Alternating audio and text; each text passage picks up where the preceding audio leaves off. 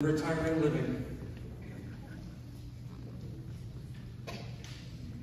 In 2002, Del Manor Elgin Mills was born. It was the first of seven communities, retirement communities in the GTA. You all know the quality of the Tridel name, and that same quality exists at Del Manor, where we can offer some of the highest care available in the retirement sector in accommodations that match our Tridel condos. We have 7 communities throughout the GTA. We have our one in Richmond Hill. We have another one in Oakville, one in North York at Yonge and Finch, our Don Mills location at Winford and Eglinton. We have 2 in Etobicoke now, our Prince Edward and our Islington Village, and we have our newest community in Aurora. We continue to adhere to our core values that were set up for us on day one, and we've never wavered from that. Our core values are respect, compassion, commitment, accountability, and integrity. Let's talk about Del Manor Elgin Mills. We were built in 2002, as I mentioned, and we offer studios, 1-bedroom and 2-bedroom suites.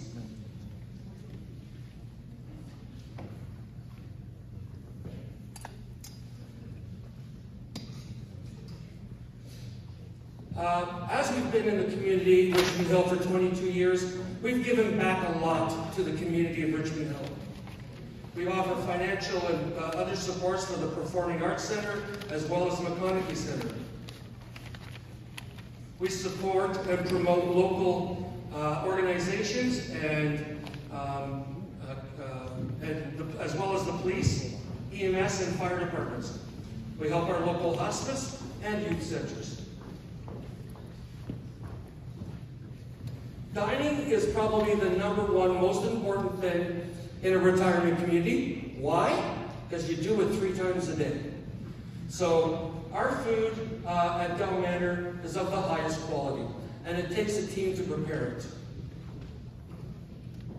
We offer a great variety of foods that are beautifully catered every single day. They are balanced and nutritional. You're going to get a complete meal.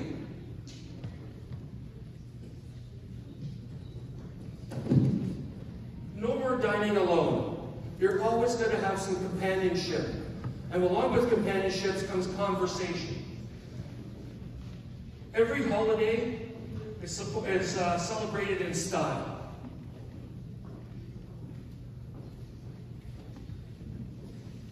I truly believe that one of the most important things about living in a retirement community is friendship.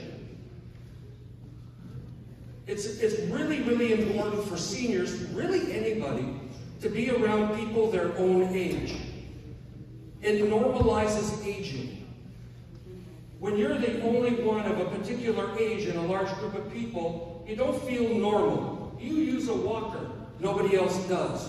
At a retirement community, most of the people use a walker, so that becomes normal.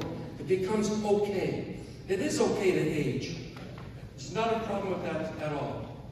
We like having fun together. We celebrate birthdays with you, anniversaries with you. Heck, whatever you want to celebrate, we'll try to have some fun with it. You can take an art class with a new friend and experience something new. You're never too old to learn something new. Enjoy companionship. It's important for good mental health. This was an Oscar event that we had. And we had our little trophies, and we watched all the first-run movies that were going to be at the Oscars. Does anybody like high tea? It's way better with a lot of friends. And then you can invite some of your own to come along as well. How about trying some freshly baked home cookies that one of the other residents baked in our community kitchen? We do a lot of things at Del Manor. You're not just sitting around all day long. If you want to do it, you can absolutely join us. How about coming to a pumpkin patch with us? Or how about a trip out to the lake? A bus will take you there and bring you back safely. On the left there, that's our general manager. He's playing a little poker with some of our residents. Rumor has it he lost a little bit of money that night. Every day, every special day, Christmas, Easter, whichever day is sort of coming up, we're going to celebrate that. And we go to great efforts to make it one of the best events that you can see. And we can have our regional culinary manager, Sarah here, preparing a beautiful display for Christmas. Some residents this past year wanted to go to the Toronto Aquarium, so we did. There's no reason to be held back. You're in a wheelchair? No problem. We have staff that will help take care of you, get you around, and keep you enjoying and doing the things that you've always wanted to do. Yeah, sometimes we do some crazy things there. But we always seem to find somebody willing to join in and do it with us. You're never too old to try something new.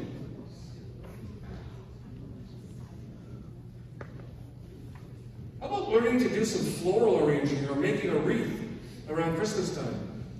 How about baking up a muffin and really enjoying it?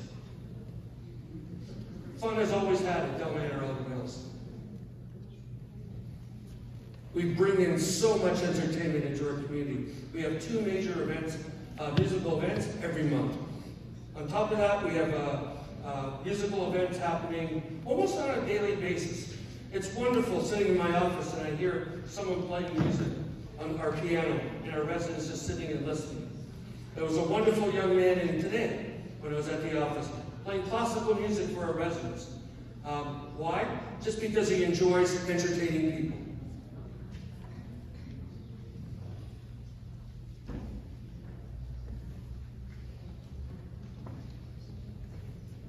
A great number of our team members have been in our community for 6, 8, 10, 12 years working there. My colleague Susan's been working at Del Manor Elgin Mills for 19 years. We have 3 or 4 of our staff have been there the entire 22 years the building's been open. There's some of our dining room staff and our medical staff. We tend to have a lot of fun when we do things.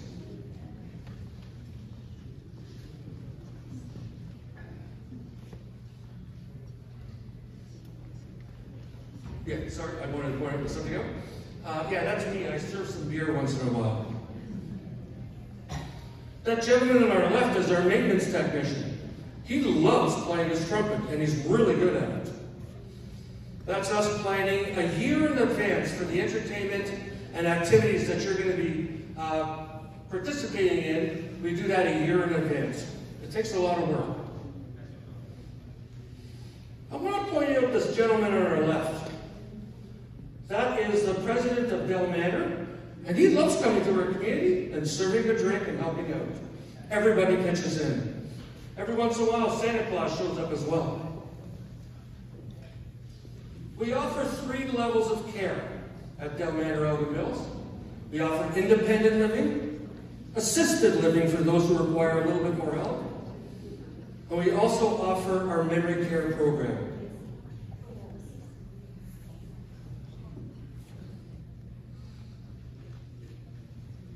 Our Living Well team plans a number of different events.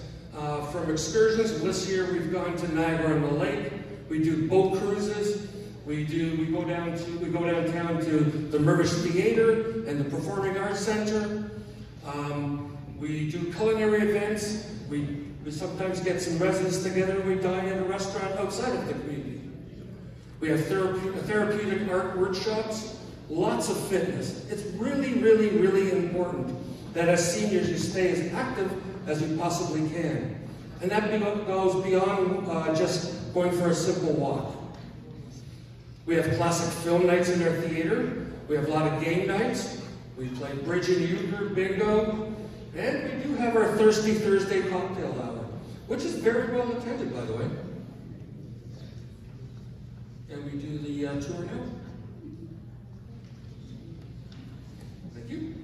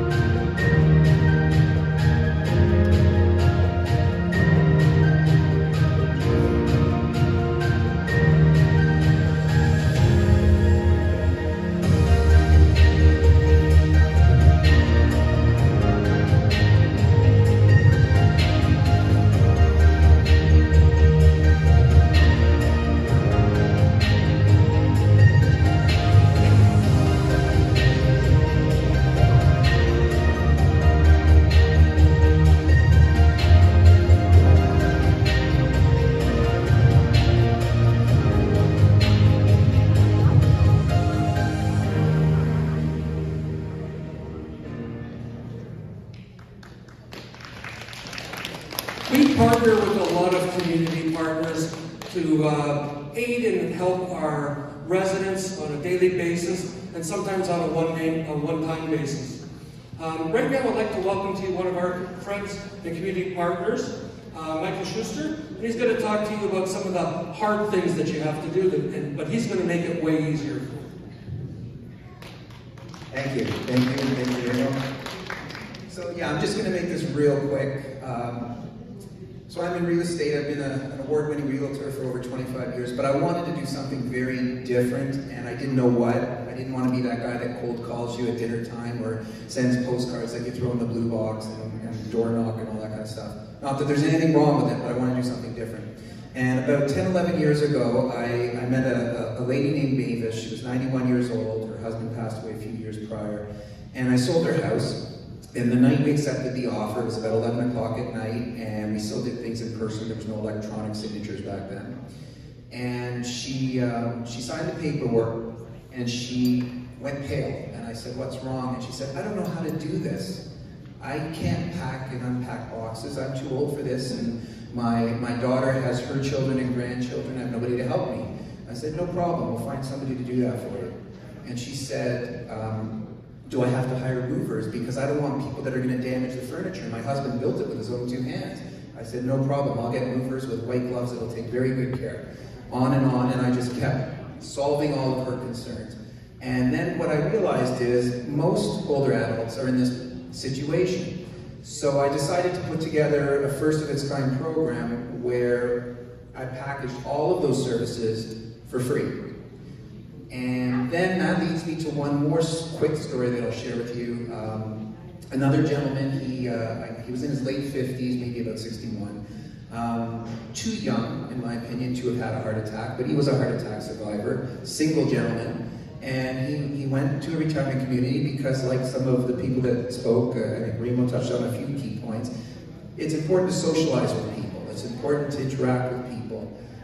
He got tired of staying home alone in his condo, and he wanted to go somewhere where they'll cook for you. You can play games and do social activities with people. So he went and did a tour and was convinced he wanted to go to a retirement community.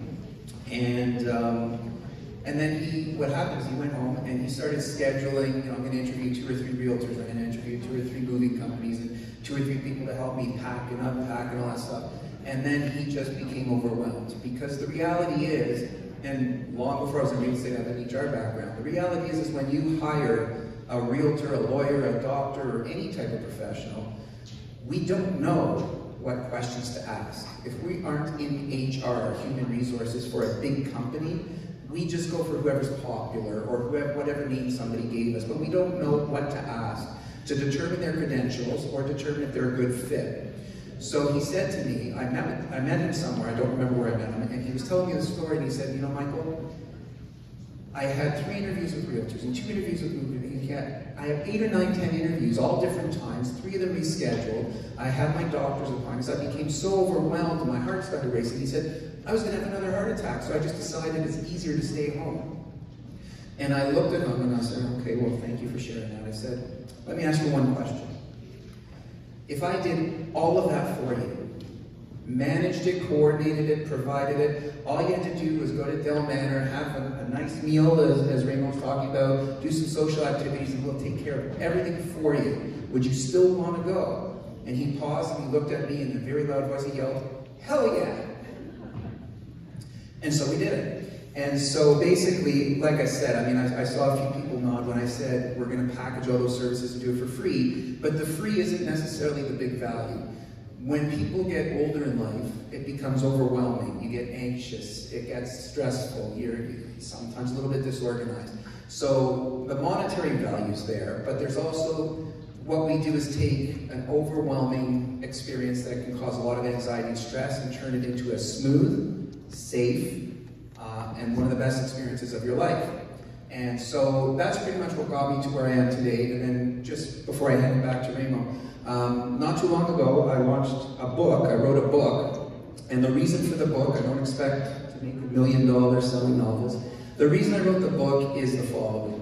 I see different ages sitting here in front of me, and Mayor West said his white hair was natural. Well, I've earned my gray hair.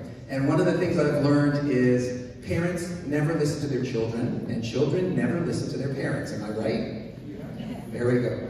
So what I find is when people are getting older, sometimes their children are saying, Mom, Dad, you really should go check out Del Manor.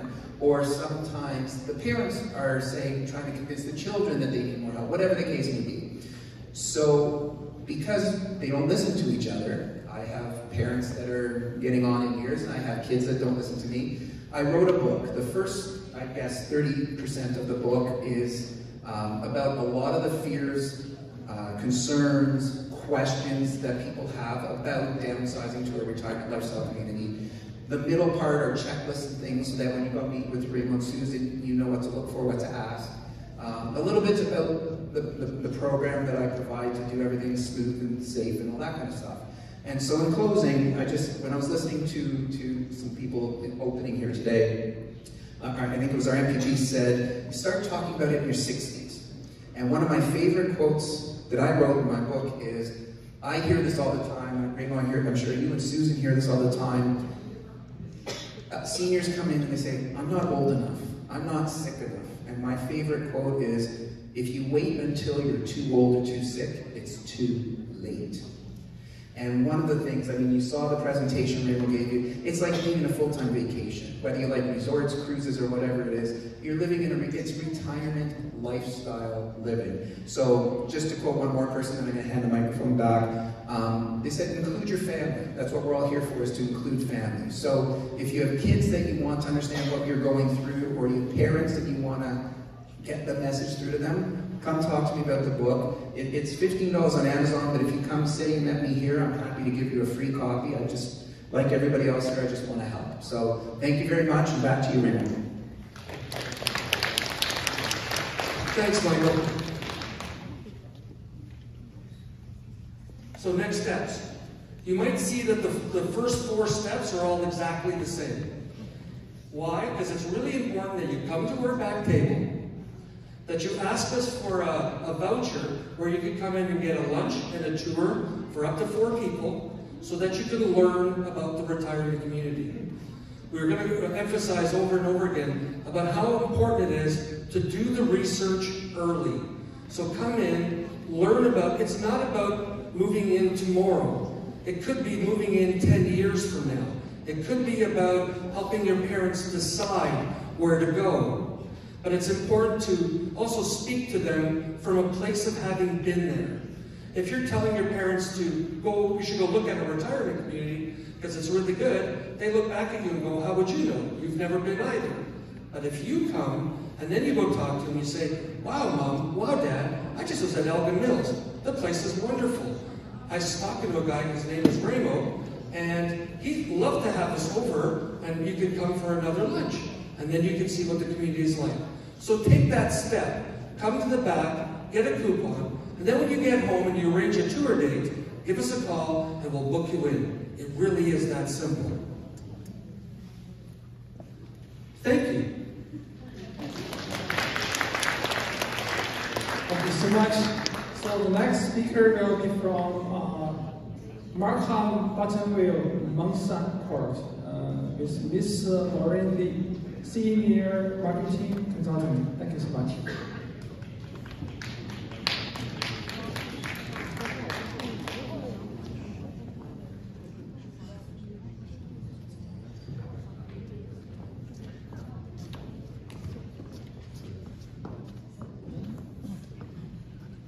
Good afternoon, everyone.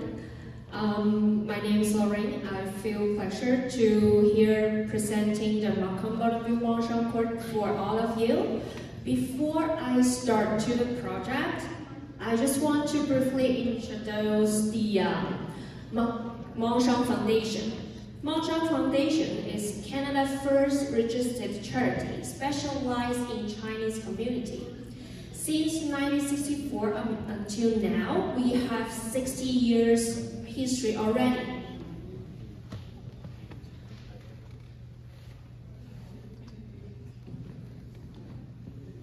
Mongshan Foundation would like to, the mission of Mongshan Foundation is to promote our culture from the language, from senior to youth, and also provide different kind of program and services.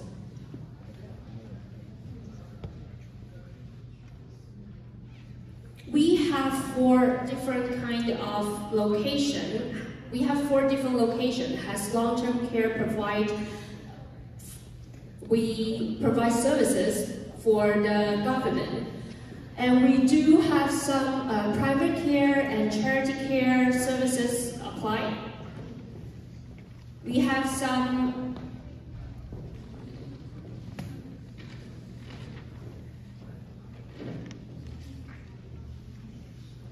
Chinese school and also youth group, and also we have a lot of volunteer activities for development the community.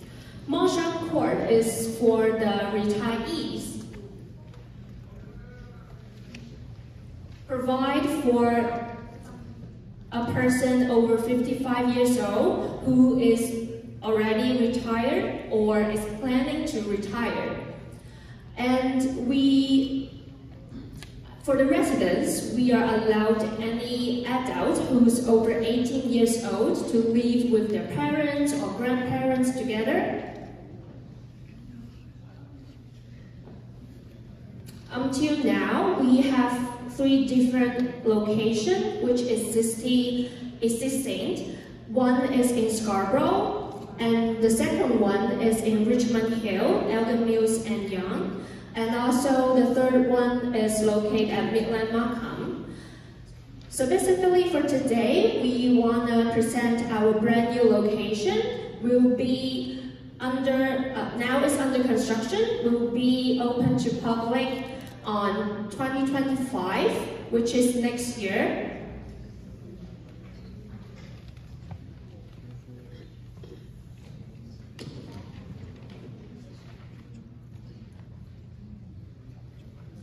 So Markham Buttonville Mongshan Court has 337 units available. It's located at Highway 7 and Woodbine.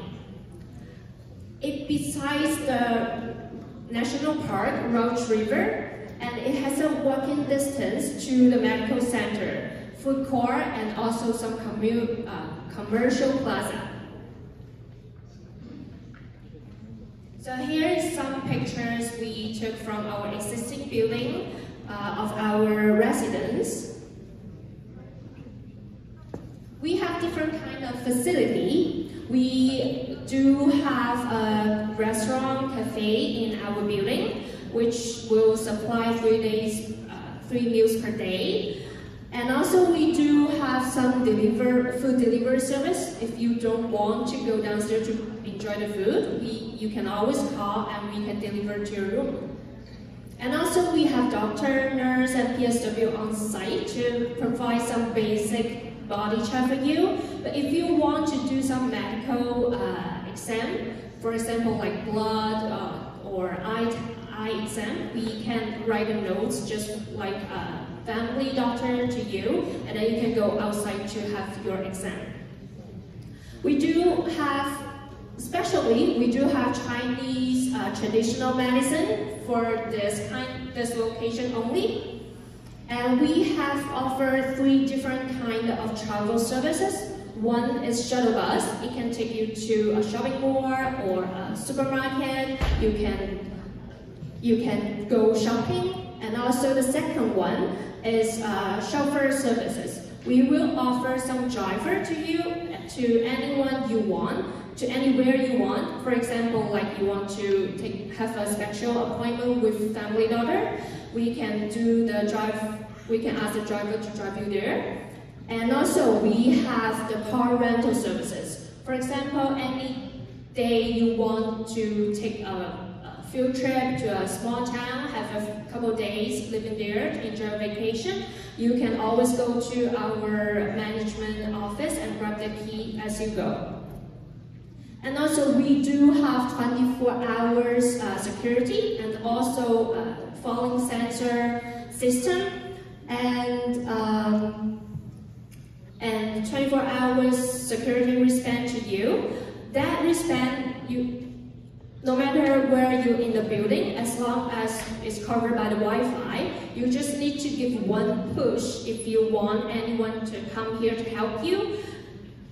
As long as you push, our security will know where you are and find you, give you the service you want. So as you can see, from Monday to Sunday, this is our programs and service we provide for free. Did anyone like to karaoke? Anyone like to play mahjong? 打麻将? Bingo, there you go. We have all the service free for you. We have automatically mahjong table open, and you can gather your friends together to play mahjong together.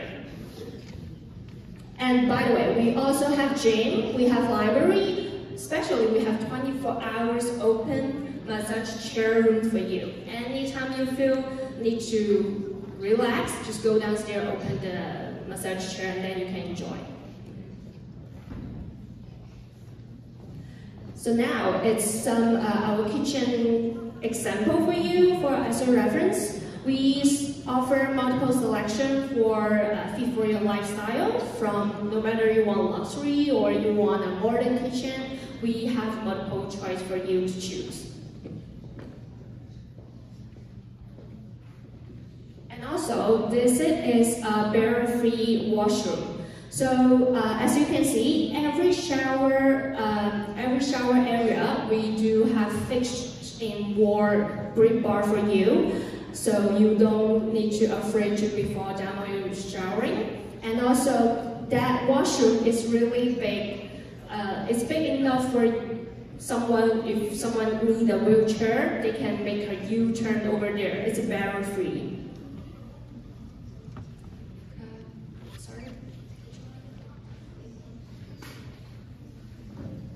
So this is our lobby.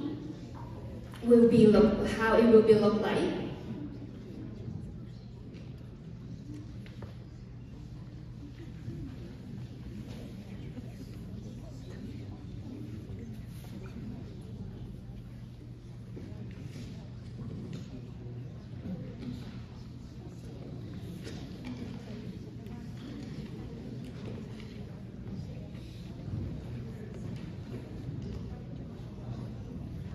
As you can see, it's not just only have few chairs over there. We have fireplace. We have library in the lobby, so you can always enjoy the area with your friends together.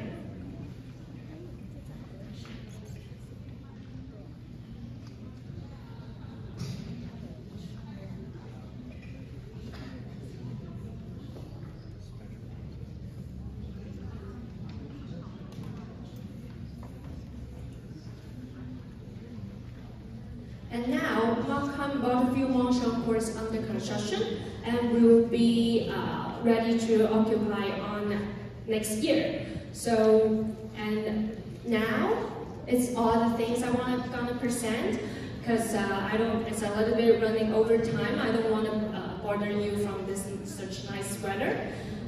Both me and my colleague, Rainy, we are over our booths over there. Well, very welcome to take any question you have. Thank you. Thank you very much. Okay, next speaker will be from Schneikel Village. Presenter will be Miss Russ Davrid, Mr. Michael, and also Mrs. Karen Berg.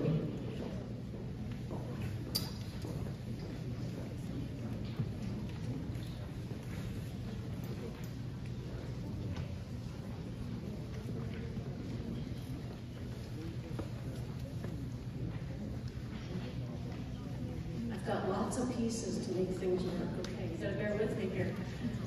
First of all, to Councillor Dree, thank you so much for putting this day on for us and being able to have the opportunity to introduce Schlegel Villages to the Richmond Hill community, because we are so excited to be coming here. We are in 18 other locations now through the province, 11 more under construction now or coming up in the next year or two, including one here in Richmond Hill, which will be going into the ground later this year. and MPP Way. It's great to see you here again too. We appreciate your support.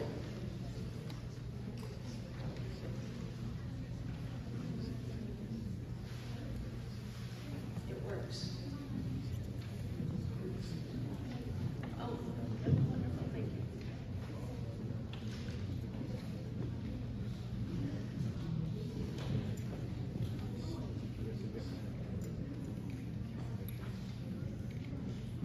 That helps me. I think there it's on, okay. So this is what we are going to be building in Richmond Hill. And we're delighted to be able to show you this picture today. This is on Yonge Street. There's Yonge Street. Here is the Coptic Church. So we are just south of 19th Avenue or Gamble Road, and kitty corner across from Larch to the north and Longchamp to the south. The first building that we're going to be building is this one here on the left, and that is long-term care, and that will be 240 brand new long-term care beds in the province, and new beds to Richmond Hill. We're so excited to be opening that soon. So construction starts at the end of this year, and it's just over 2 years for construction to happen, and so we look forward to opening early in 2017. We've been working closely with the Richmond Hill planners, with urban design, with parks and recreation to make sure that everything that we are doing is in compliance and that this is what we can be building. The second phase that we would be building is part of our retirement home, which is this area here. It's the building beside the long-term care home, and it is our town square. Within that building, there would be retirement suites, a memory care floor, an assisted living floor, and then above it would be independent living suites. When that is all filled to capacity with people living there, then we would look at doing a mirror building of the second to be the third.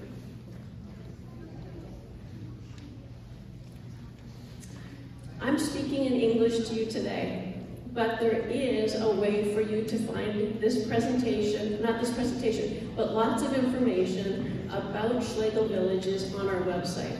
If you go to our website address, and if you've got one of our cards, you'll find that it is there. And when you get to the first page, you're going to see up here is English. If you click on English, you're going to find a few other languages available: Chinese, French, Portuguese, and Spanish. So click on Chinese and you'll be able to scroll through that to find out much more about Schlegel Villages. Let me tell you a little bit about Schlegel Villages because I don't think a whole bunch of people here know about them. The Schlegel family has been serving seniors for over 70 years, with Ron Schlegel's parents, Emma and Wilfred Schlegel, opening up their first seniors residence home in 1953 in London, Ontario.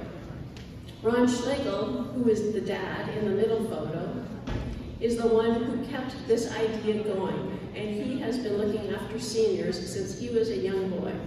He's in his 80s now.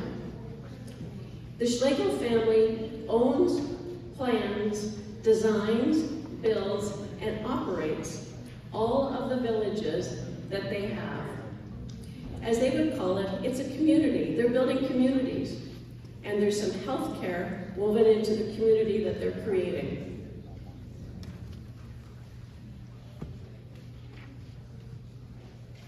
The vision for Schlegel Villages is that each person has a purpose in life, and each person should be pursuing their passion.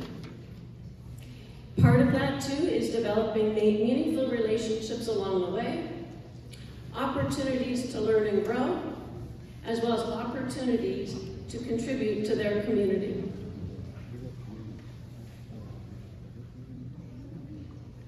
Values that are at the heart of Schlegel Villages are caring relationships, that there's deep relationships between residents, as well as residents and staff.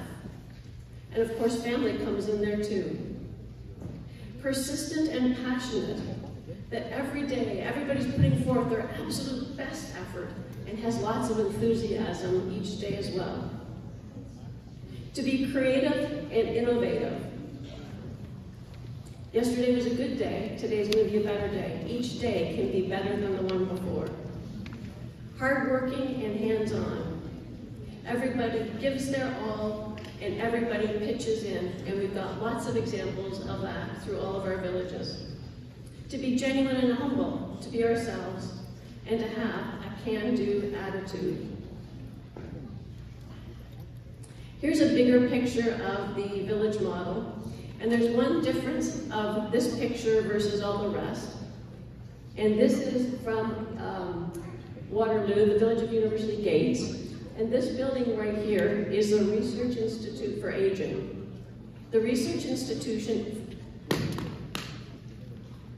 sorry about that. The Research Institute for Aging is a foundation charity set up by the Schlegel family. And there's a few dozen researchers there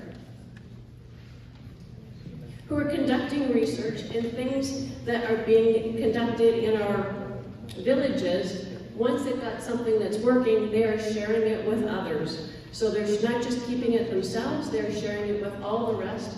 Their idea, their goal is to improve the lives of seniors.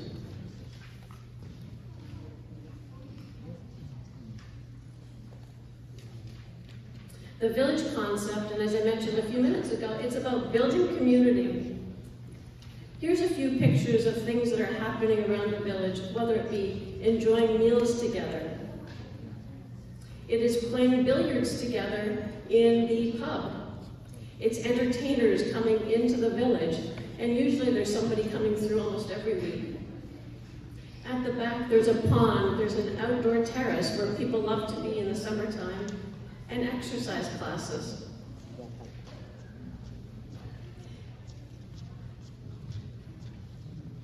What I want to do now is just walk you down Main Street. I've talked about the village square, the main square, the town square, but out of that is two spines, which contribute to be our Main Street.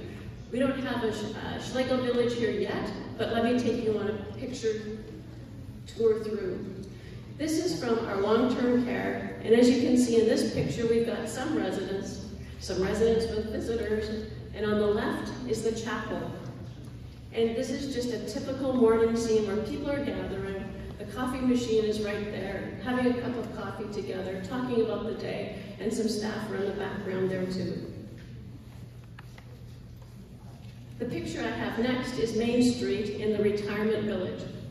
Now this is a little bit atypical because I'm not sure how they found one with just two people there, because usually there are so many people there you can't see down the hallway. They must have kept them back for the picture to be taken. But it's quite a long hallway, and again, as we're continuing our journey, we're coming into the town square. Here is the entrance coming into the village. Over here is our library. This area here would be our cafe, and behind it, the pub. This is the gazebo, which is a central meeting spot for everybody. And along the back here is the dining room where meals are being served. As you can see, it's an atrium. It's very, very light, very, very bright, and you almost feel like you're outside. Just inside the main entrance is the library. It's a quiet room. There's lots of things happening there. Some of our programming happens there. The cafe, coffee, juices, things are available all day for residents and their guests. The Riverstone Spa, manicures, pedicures, facials, massages for residents. Sometimes it might be a mom and a daughter that want to do it together. That's great. It's also good for people, and people from the community are welcome to come in and use the services of Schlegel villages. A Schlegel village isn't just for the people living within it, it's for the whole community. We've been talking about community a lot. Schlegel villages welcomes the whole community in, including some of our villages also have a doctor's office right on Main Street. And again, if it's people from the community maybe having this is their doctor, they too are coming in. And oftentimes you might see perhaps a mom and a child waiting on the bench for they're the next for the appointment. And along comes a senior with a walker. Chances are a conversation is struck up and we're crossing all the generation lines and making an impression. Within some communities, we are working with the city in collaboration and building a senior center. But beyond that, we're also offering day programs for seniors in the community to come in. We're planning a Ruby restaurant for Richmond Hill. It will be in the phase 2 or 3, and it's a restaurant on the top floor of the building. It's going to have a beautiful view looking south, and it's a menu service, and you call it more fine dining. Now, why do we do this? Well, seniors like to eat out too, and if you can imagine me with my mom in a wheelchair trying to take her out for dinner for her birthday or a family celebration, it's a hard thing to do, but she wants to be a part of it. So we're making it easy by having a facility there, a dining room there, a restaurant there, where residents can go with their families, with others for celebrations. It's also used for anniversary parties, for showers, for babies or brides, for retirement parties for somebody in the community. But again, it's getting everybody involved in what's happening.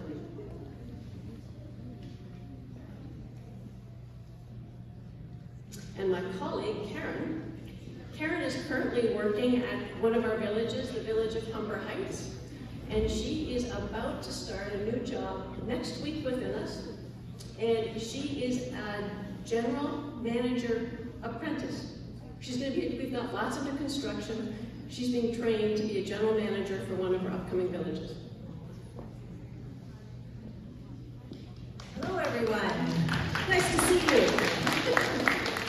So this is a big question that I have been receiving actually today, and I get in the village all the time, is understanding what is the difference between retirement living and long-term care.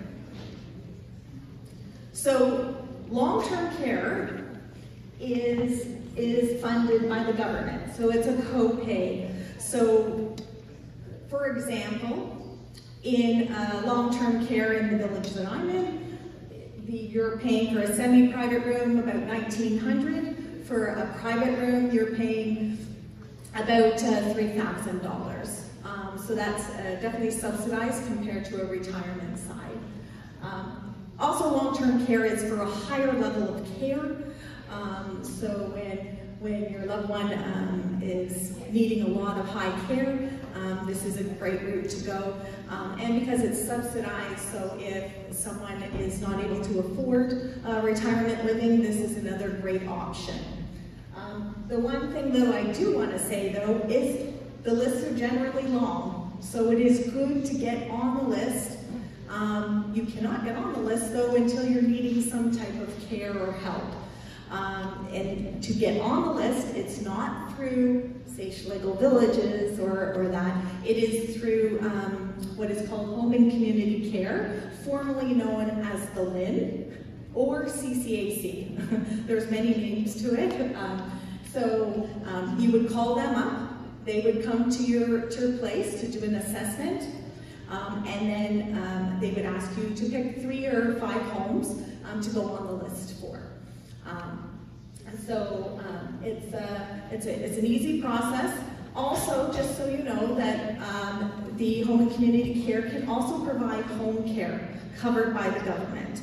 So it's also a great option for you if you're needing a little help at home and support at home. We can help you with that as well. It is also, so you'll have different types of rooms. You have private rooms, you have semi-privates, which can be a wall in between. It can be a curtain that's in between the 2 beds. And then some places, some older facilities may have ward rooms, which are 4 to a room. Long-term care is a great option for people, but you need to plan ahead. It is very important that you make those calls and make those and ask the questions to help you plan for the future. Now, retirement living offers different options. So retirement living in, for example, our Schlegel Villages, we have a full continuum of care.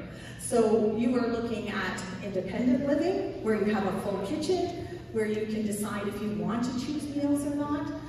We have some that include a couple meals. And then we also have our full retirement living, which it's kind of like assisted living, like a light assisted living. And then we have assisted living, which is for higher care needs and a memory care. But on the retirement side, it is private pay. So there are no subsidies on the retirement side, okay? So that's the big difference between the two in that regard. But in Schlegel Villages, you can get that high level of care in both sides, whether it's a long-term care or it's retirement. But what we can do is support you until you're able to get into long-term care. So it's a great help. And retirement living also has lots of activities and lots of events, as you saw with Ruth showing you the different pictures and things like that. So it's great. But again, retirement living will not have the wait lists that a long-term care would have. And long-term care is also called a nursing home, which other people have used as well. So it's all kind of the same concept. And then the regulating authorities for long-term care and retirement. So long-term care is regulated by the Ontario Ministry of Long-Term Care.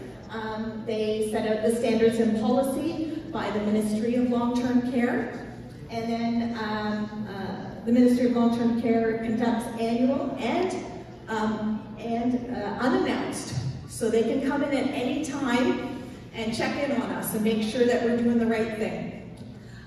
And we have to adhere to the Resident Bill of Rights. And resident regulation, regulated by the retirement home and the regulatory authorities. So there's different retirement authorities depending on whether you're in long-term care or you're in retirement.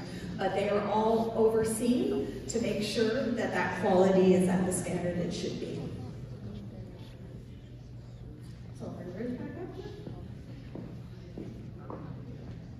So we're so thrilled that we're able to introduce ourselves, Schlegel Villages, to the city of Richmond Hill today.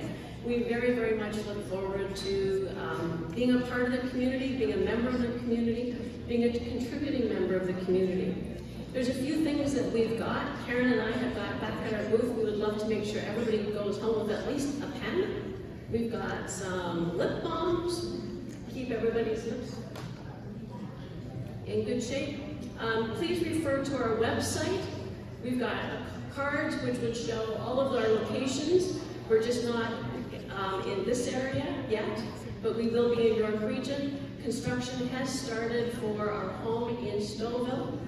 That just started a few weeks ago, and we'll be starting construction here in Richmond Hill later this year. And I'm going to end with, it takes a village to care. Our website is there. Please go to the website and learn more about Schlegel Villages and where we're located. Thank you very much.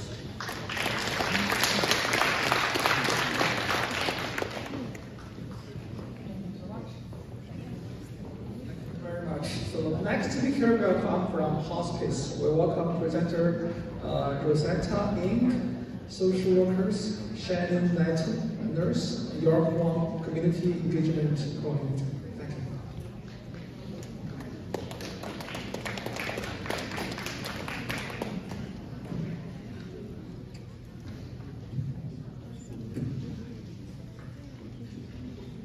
Hello, 大家好。 we will first like to thank Councillor Chi for extending the invitation to Hill House to present at this health service forum. This gathering truly reflects your care and commitment to the well-being for seniors in our community. As our dedicated workforce councillor, we are also grateful for your strong advocacy and support of hospice. Welcome to our home. As we know, it can be very difficult for the family living with a terminal illness, or providing care for a loved one as they near end of life. At Hill House Hospice, we can help you. Hill House Hospice is a residential hospice. People live here as fully with dignity and respect in the final stage before death. And what is a residential hospice? Hill House Hospice is designed as a care home. We provided end-of-life care to individuals diagnosed with terminal illness such as cancer, end-stage heart disease, dementia, end-stage lung disease. Our team is all trained healthcare professionals. They provide 24 hours of care for our residents.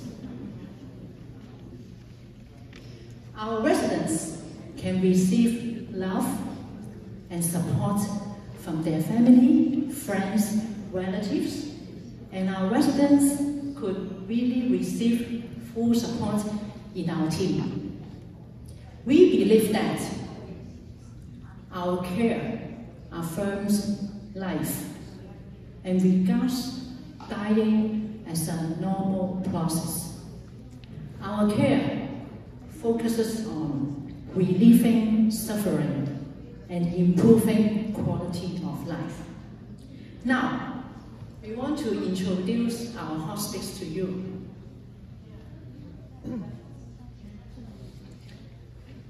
We established in 1988. We serve this community for more than 25 years. Our location is the heart of Richmond Hill of Yonge Street at 36 Wright Street. And we are very close to Richmond Hill Center for the Performing Arts. We have a 3-bed bungalow on a 1-acre lot. The land is owned by the city of Richmond Hill, who graciously allowed its use to provide hospice services to the community. At Hill House Hospice, we take care of the end-of-life needs of our residents, and we provide support to caregivers and families during their loved one's illness and after death. Let's see the picture of our hospice. You can see that our living room, our dining room, our homemade cookies, our beautiful backyard. It's like a home. Many residents and families told me that they feel very comfortable when they come and stay here because it feels like a home. We hope that our home is your home.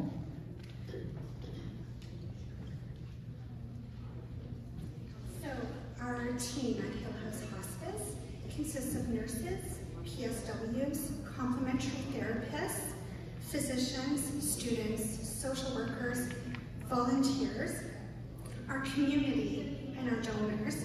And all of those people are guided by our amazing leadership team and our board of directors. And they all share a vision of being able to provide end-of-life care to those in making their last days important and matter. The services that we offer at Hill House, the team tailors the care to meet the needs of their individuals and their families. All of the clinical team is specially trained to manage pain and symptoms that occur at the end of life.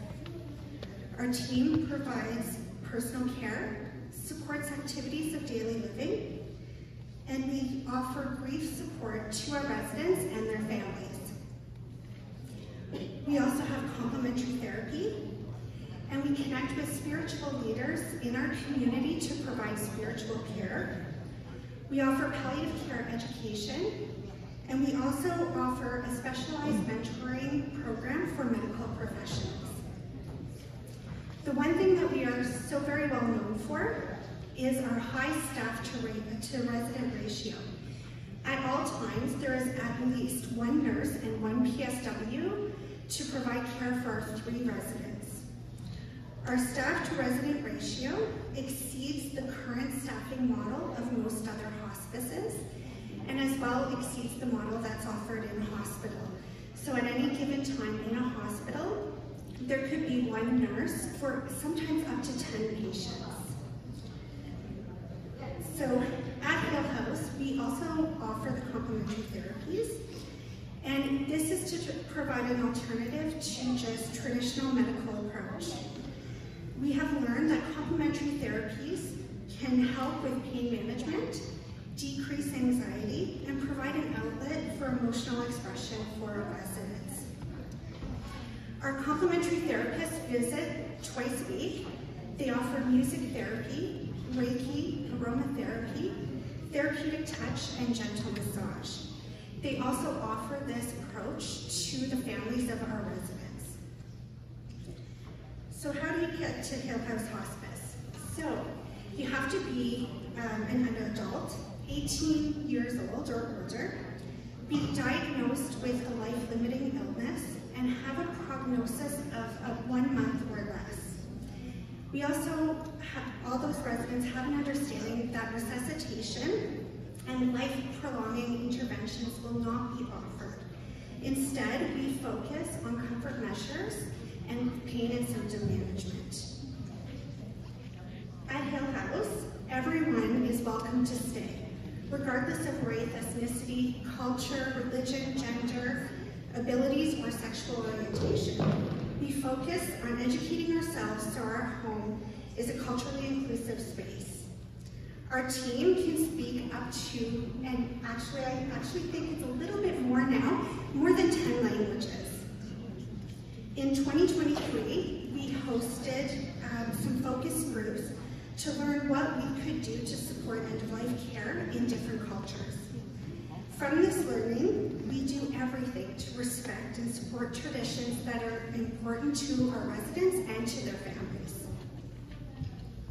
Referrals. So how do you get to Hill House? A referral can come from many different sources. So the best way to find out whether yourself or your loved one can come to Hill House is to call, speak to an intake nurse, and they'll be able to advise you on the next steps to take based on your loved one's situation. The intake nurse is there every day and is even available on evenings and weekends. All you have to do is call.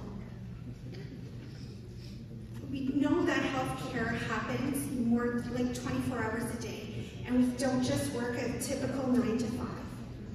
So our admissions, they do happen on evenings, weekends, and even on holidays.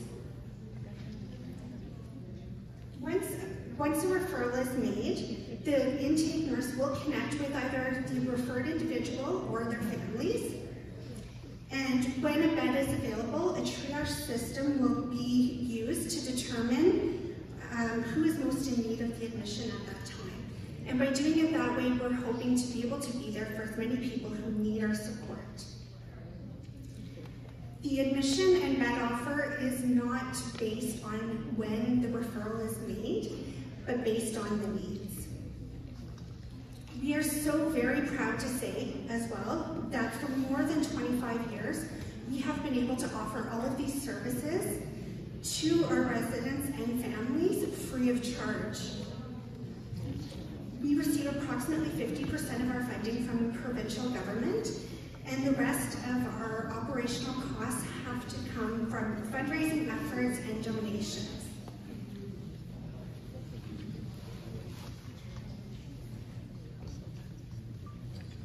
I have a lot to say. I'm very passionate about Hill House Hospice.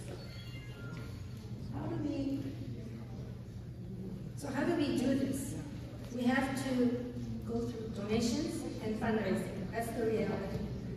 So a lot of times we get donations from friends and families who have seen firsthand the wonderful care that their father or mother or friend have received at Hill House. We also have businesses and groups that support our events and campaigns.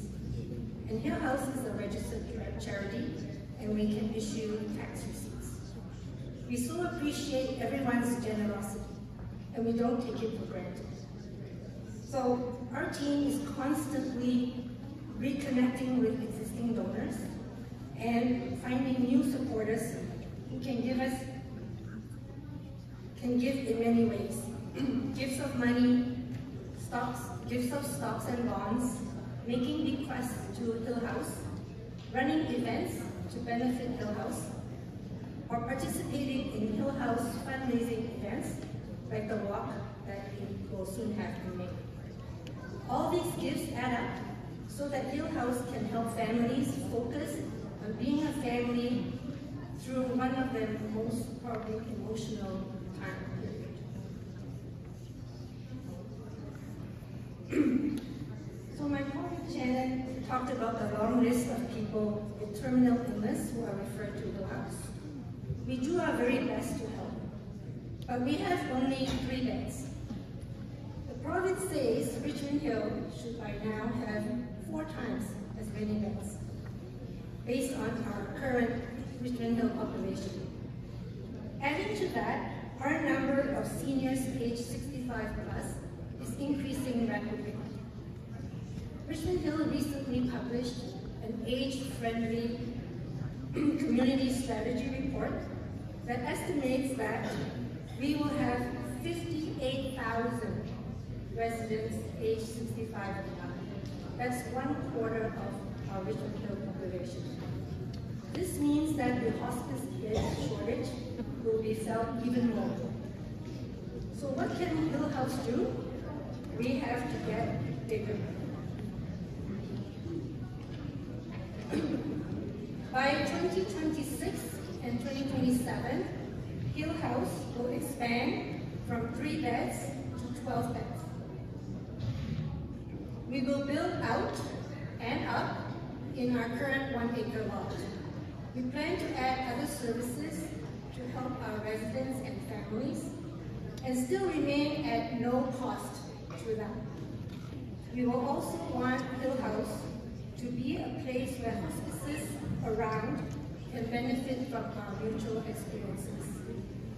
It will be a very exciting few years leading to that, getting there, and we hope that everyone will follow our progress and also want to be involved.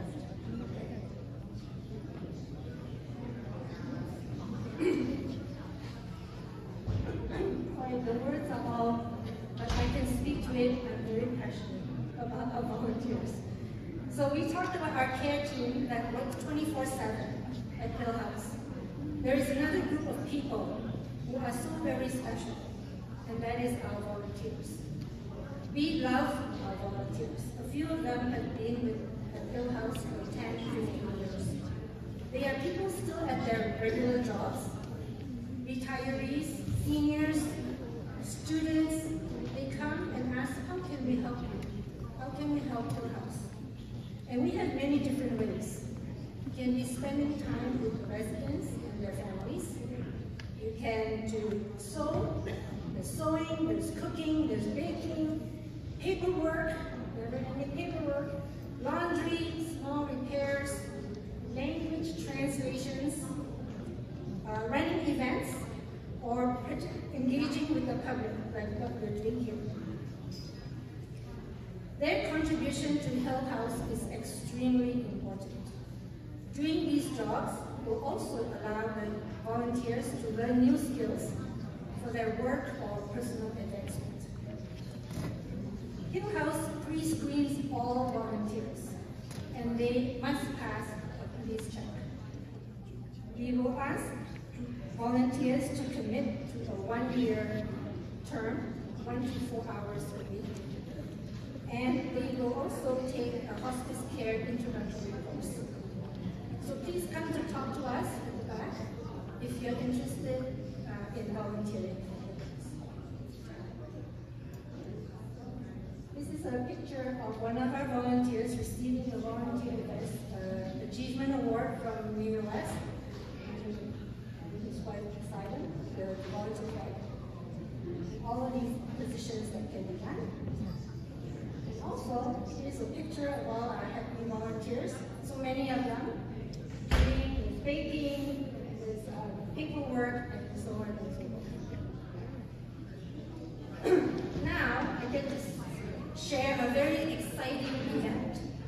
is our Walk for Hill House Hospice, presented by Cancer Investment Council Limited.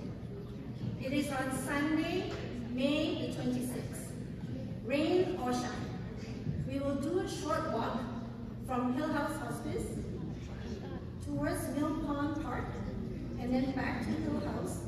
And we will have a free barbecue lunch, cookies, ice cream.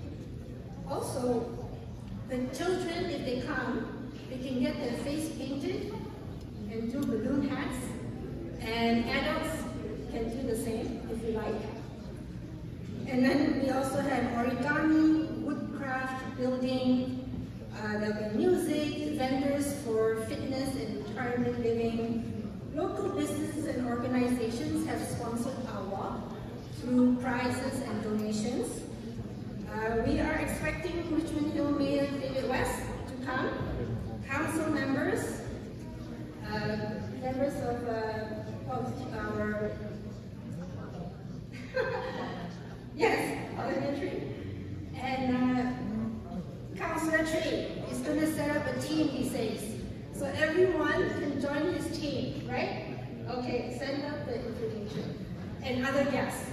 But most of all, we will see again the families that have come through Hill House and spent some time with us during their time. And also new people, perhaps like yourselves, who want to support us in this event.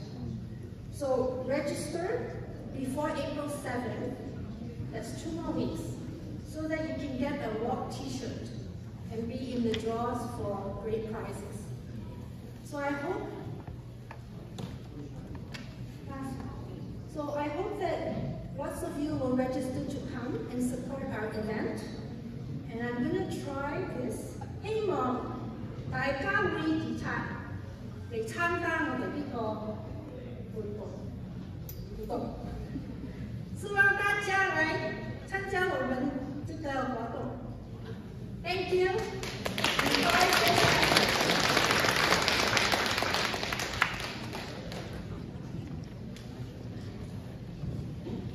Thank you so much. I organize a walking or hiking group for hospice, not only our community supported Rotary and also other organizations make a fundraising for this non-profit or charity event as well.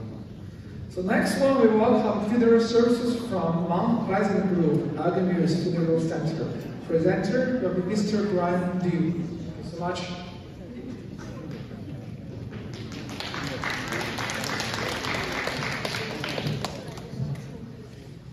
Good afternoon, everyone. My name is Brian Lloyd. I'm a pre-planning advisor for the Mount Pleasant Group of Cemeteries. Thank you, Councillor Choi, for inviting us here. We're really happy to have the opportunity to speak to everyone here. There's been a lot of interesting topics that we talked about today that I've heard. Thank you all. Our mission is to make the memories of life and the wishes of loved ones the heart of everything we do. Today, we'll talk about a few things such as who is Mount Pleasant Group, life cycles, and the milestones in life. We'll talk about decisions that need to be made if a loved one passes. We'll talk about who would like to listen to a testimonial from someone who's pre-planned with us. We'll learn about why we should pre-plan. We'll talk about cost trends from yesterday, today, and tomorrow, of course. And we'll also talk about some burial and funeral options.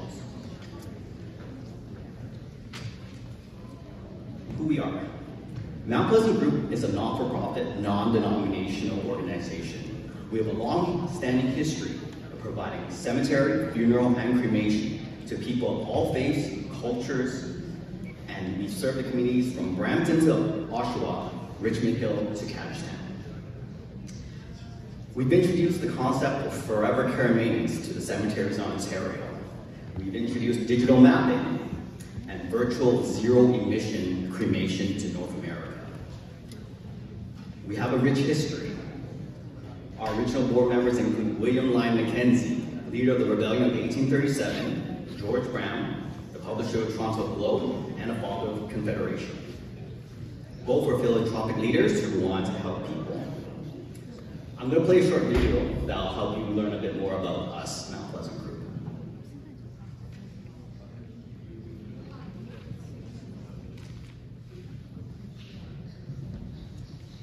Pleasant stretches back about 200 years. In the early 1800s, Toronto was still called the Town of York and was the capital of the British colony of Upper Canada. The town was thriving, but it was an unsettled time in Upper Canada. Many residents felt they had no representation under colonial rule, which was dominated by a privileged elite. The fiery journalist and politician William Lyon Mackenzie became a leading voice for discontent through his newspaper, The Colonial Advocate. One problem that raised the ire of Mackenzie was the issue of burying the dead. Cemeteries existed, but only for members of the established churches, primarily Anglican and Roman Catholic. Otherwise, for ordinary citizens, there was no place to be buried in the town of York. We think that to perpetuate sectarianism even beyond the grave is very preposterous in a Christian country. Mackenzie lobbied for legislation that would set aside land to be operated as a non-denominational cemetery. Thomas Carfrae, a successful and outspoken merchant, took the lead to make that happen. The Colonial Advocate, December 1825. A meeting of the inhabitants of York friendly to the purchasing of a public burial place was held at the Mason Lodge.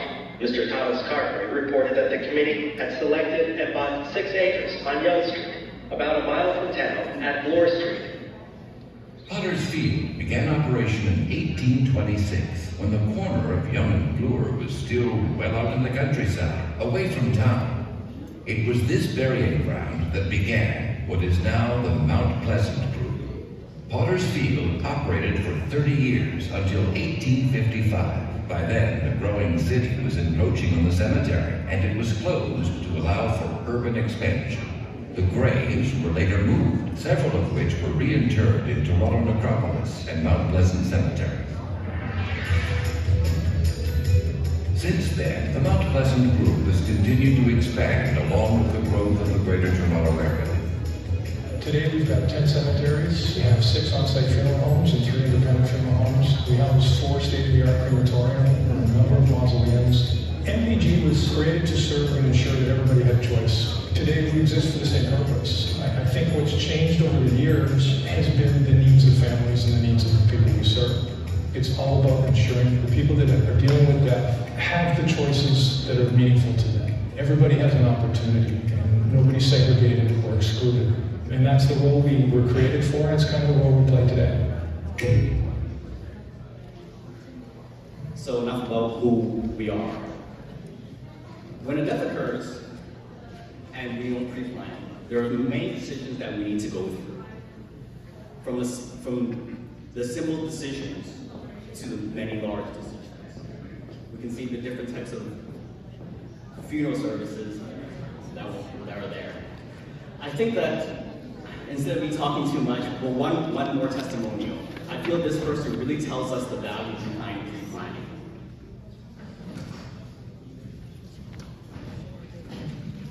My name is Antonio D'Imperio. My wife, she passed away 3 months ago. We arranged everything with before. For me and the family, everybody who was ready, we battled this before. We made this decision together. I've been in a lot of places, a lot of cities there, but this one here for me, it's the best. Everything very professional. You want to pay the food, you want to pay a little bit at once, you want to pay this, you can choose whatever you want, and all the stuff like that. We went to see other places. But my wife, she liked there, and I like there. We come together, and we come to this. The service is excellent. That's the best people and the best place to put us in there for us. Oh yes, we are happy. I think it's a lot of bad we buy earlier. You don't have to wait the last minute, the last day. We pick the right spot the way we want because we got it done, everybody got it done. When it happened, we got everything ready. So it's very prepared. It was very happy, our life together. We came here in 1957. We married in 1960. For 56, 57 years. With the single woman all the time. You can certainly hear how Antonio really found that pre-planning helped him and his wife.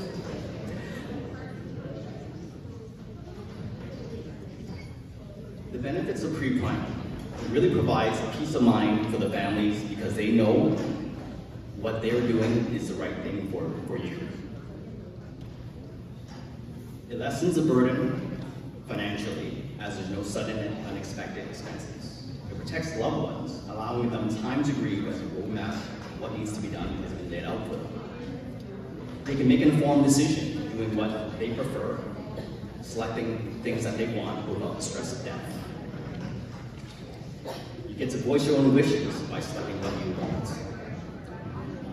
Right now, there's still a good choice of cemetery space in Ontario, and they're still at reasonable cost. I'm going to end it here today, and thank you all for attending today. If you have any questions about cemetery or funeral pre-planning, please feel free to reach out to me and my colleagues, and our booth is in the back. Thank you very much. Have a great day.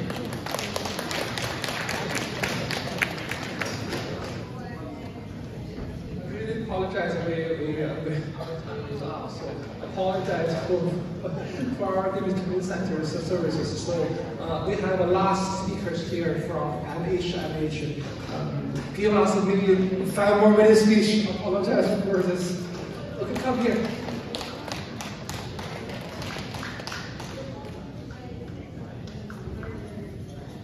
Hi everyone, I'm Joy from MHMH. Thank you for sticking by. The last seminar is on senior mental health. We're just going to wait for the slides. We were going to briefly cover depression, anxiety, dementia, suicidal thoughts, but those are also things you could Google. So I think we're just going to jump, sorry, do you mind? We're just going to jump right to the third section, which is prevention and early intervention. Okay, perfect. So the first thing that we're going to talk about is just a very brief emotional regulation strategy. So when you're feeling very, very overwhelmed with emotions, you could, oh, it's the third section. Oh, perfect, okay. Here we go, okay, perfect, okay, so this is what I'm talking about. It's really important to first name the emotion that you're feeling, whether that's fear, sadness, so then once you have a name, it's much easier to tackle. The second thing is validate the emotion. It sounds really simple, but it's very often that we feel a certain way and we blame ourselves for it. So it's important to understand that it's okay that you're feeling this way. The third thing, which is important, is identify triggers. So identify situations and events or conversations that make you feel bad, so then in the future you can avoid them or at least go in prepared that you're going to feel difficult. And then the last 3 things is completely up to personal preference. Some folks like to meditate, some folks like to reflect. It's nice for some people to talk about their emotions or to journal it all out. All of these are really healthy ways to process your emotions. And then these are some lifestyle and health changes that you could make, or just in general things that are important for well-being. The first is keep doing your hobbies, keep doing things you love. It helps bring a sense of purpose and meaning to your life. The second one and the third one, also very much common sense, but very, very important. Exercise, stay active, whether that's going on a brief walk or just walking your dog, and also sleeping and eating well, because poor physical health is one of the biggest risk factors for poor mental health. The second one is social support. Social isolation is by far the biggest risk factors for mental illness in the senior population. And so the first one is really just spending more time with family, with friends, perhaps schedule regular check-ins, whether that's online or in person. The second one, volunteer in local organizations. There has been so many amazing organizations today that gave a speech, and they all have different activities that you could join in on. This is an amazing way to build friendships, to give back to your community. And then the third one is reaching out for help. Take advantage of community resources that are there for you. And so that is the last section that we're going to go through, and probably the most important thing. The first one is crisis lines. So here are 3 that I listed that everyone could reach out for support to. The first one is the York Support Services Network. This is a crisis line. I listed the number here. I can also read it out. It's 1-855-3110-2673. The second one is if you want to get connected to mental health support, you can call toll-free number 844-660-6602. In distress, you can call, this is the newest suicide line number, at 988. As long as you're in distress, you can call that number anytime. It's 24/7. The second organization, and also we have printed slides. If you wanted them, you could either find me or it's probably somewhere in the back. The second organization is where I'm volunteering at. It's called the Mental Health Mutual Aid Hub. This one is specifically for Chinese seniors. We have a Mandarin hotline. We also have WeChat support groups for seniors. If you want more information, there are also pamphlets in the back. The third one is Anxiety Canada. If anxiety is something you are struggling with, you can Google this. They have a lot of free resources online. They also have a free app. And then the last 3, Loft Community Services. They also offer senior services, whether that's one-on-one, group support, or specialized support. I've also listed their number here. There's the McConaughey Center. I think this one is located in Richmond Hill. This one is more so like a social club, if that's something you're interested in. As long as you're a member, I think you have privy and early access to a lot of the events that they're hosting. They have knitting workshops, playing bridge, a lot of card games. And then the third one, this one's a really big branch called the Family Services York Region. So they provide counseling and community support for individuals, couples, families. Fees are on a sliding scale based on your ability to pay. I've also listed their number here. The last thing is this amazing study that is hosted from the Toronto Metropolitan University. So they are looking for both seniors that are either white or Chinese that are 65 and above to participate in this study. First of all, you will get compensated $60 if you do the study. And the key thing of the study is you're going to attend 4 Zoom active aging training course. They want to see the correlation for the relationship between that and senior health. So if that's something you're interested in, there's also pamphlets at the back, or you can come find me. There's a QR code you can scan. Their website is www.torontomu.ca/activeaging. And that's it. Thank you so much. Have a good one. Thank you so much. I apologize. I should reserve another 1 hour. I did not expect time so tight. So thank you for all the participants here. Thank you for all these key speakers from our community to support us as well. It's my best wish for this session finished. Hopefully in the future we have more. Thank you so much. Get all the volunteers, please stay here a little bit and help us tidy up the chairs and also other equipment as well.